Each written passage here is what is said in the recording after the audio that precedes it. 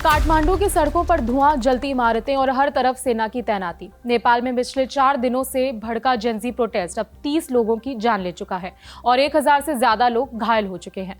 ताजा अपडेट ये है कि एक बार फिर कुछ कैदियों ने जेल से भागने की कोशिश की, जिन पर सेना ने गोलियां चलाई और इस दौरान नेपाल की रामेछाप जेल के 2 कैदियों की मौत की खबर आ रही है।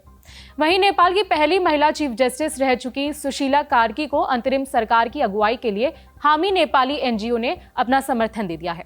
हालांकि अभी सारे जेनजी समूह उनके समर्थन में नहीं उतरे हैं।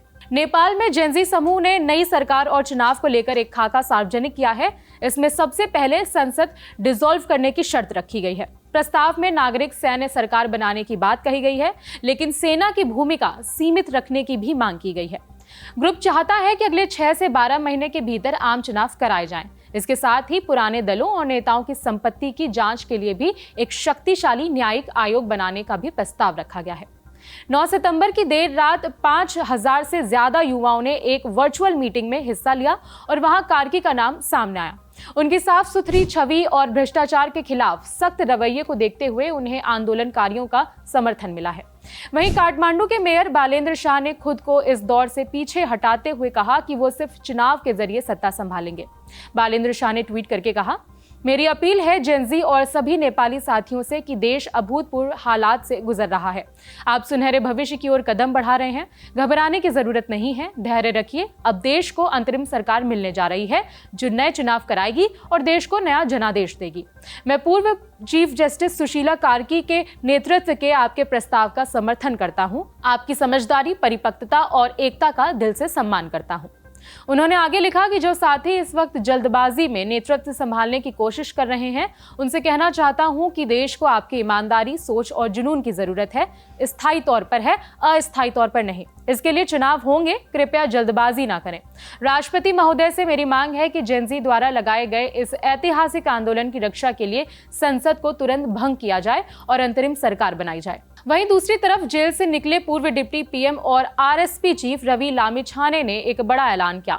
लामिछाने ने फेसबुक पर वीडियो संदेश जारी करके साफ किया कि उनका सरकार बनाने में कोई भी इरादा नहीं है और स्थिति सामान्य होने पर वो जेल को वापस लौटने को तैयार है। वीडियो में लामिछाने ने कहा कि मेरा मकसद सिर्फ नागरिक सर्वोच्चता को कायम रखना है। मुझे जेल प्रशासन ने खुद बाहर भेजा है। मेरी तरफ से किसी भी राजनीतिक खेल में शामिल होने की कोई दिलचस्पी नहीं है। उन्होंने ये भी साफ किया कि नई सरकार के गठन की प्रक्रिया से उनका कोई लेना देना नहीं है। रवि लामिछाने को 8 सितंबर को हिंसा के दौरान नक्खू जेल से प्रदर्शनकारियों ने छुड़ा लिया था। बीते दिन 10 सितंबर की बात करें तो 10 सितंबर को नेपाली सेना और जेनजी ग्रुप्स के बीच में 9 घंटे तक बैठक हुई, लेकिन इस पर आम सहमति नहीं बन पाई। इस बैठक में हामी नेपाली एनजीओ की तरफ से सुशीला कुर्की के नाम को एक प्रस्ताव रखा गया। बैठक में ये शर्त भी रखी गई कि पहले देश में संसद विघटन किया जाए, फिर अंतरिम सरकार पर फैसला लिया जाए। लेकिन बातचीत में कई चीजों पर सहमति नहीं बन पाई। 11 सितंबर को एक बार फिर से नेपाल में नई सरकार के गठन को लेकर आर्मी हेडक्वार्टर में अहम बैठक होनी है। इसमें हामी नेपाली एनजीओ के अलावा दूसरे जेनजी समूहों को भी बुलाया गया है। उधर देश में हालात की बात करें तो नेपाल की राजधानी में हालात अभी भी तनावपूर्ण हैं। सेना ने कर्फ्यू लगाया हुआ है, सड़कों पर टैंक और भारी सुरक्षा बल तैनात हैं।